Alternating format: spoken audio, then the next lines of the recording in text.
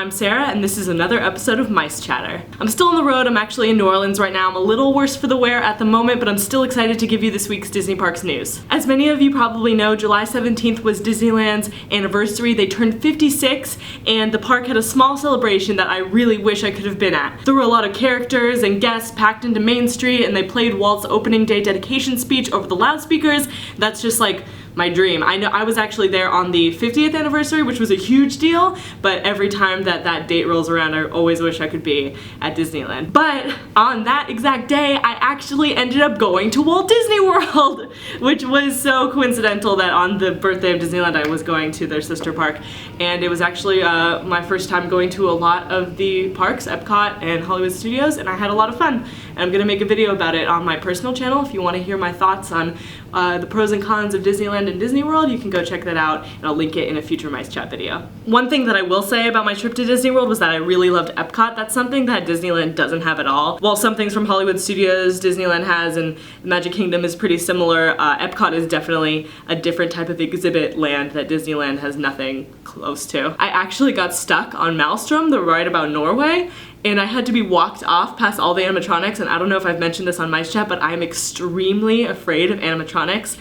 I looked it up, and my phobia is called automatronophobia. It's called automatronophobia, and it is a fear of lifelike creations, wax figures, ventriloquist dummies, specifically for me, audio animatronics, which is hilarious because I'm a huge Disney Parks fan, and I can go on rides and see them from a distance, but if I ever have to get close to them, I freak out. So when I got stuck on Maelstrom and had to walk past animatronics, I just burst into tears. I really can't.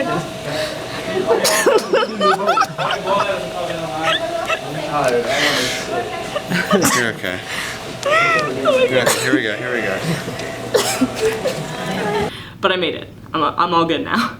The new Pan Pacific ticketing area at California Adventure was officially revealed, and it looks awesome. Check out these pictures. California Adventure will continue to be updated to this look. This week, the Golden Gate Bridge is scheduled to be removed, which is a little sad for me. I remember when California Adventure opened, and while I'm really happy about all these changes and updates, I'm a little sad that I'm losing the park that I saw on opening day in 2001. I mentioned in a past video that grad nights are changing at Disneyland. It is true that the grad nights are going to be moved to California Adventure starting in 2012, but don't worry, if you're a grad student, you'll still be given a ticket to enjoy Disneyland during the day. But then at night you can go to Electronica and see Cars Land and do all this fun stuff at California Adventure. Big news this week for MiceChat is that MiceDeals is in its beta launch. You can go to MiceDeals.com and get extreme discounts on your Anaheim and Orlando vacation packages. Opening weekend offered a 5-day vacation to Orlando for $300 or less, which is amazing and practically unheard of. Like I said, MiceDeals is still in beta, so it will only be offering a few deals a week until its official launch at D23,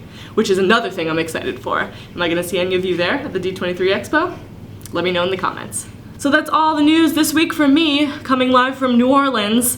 I'm gonna go to the French Quarter and hang out for a little bit, but I will see you guys next week. And from the bottom of my heart, happy 56th birthday, Disneyland.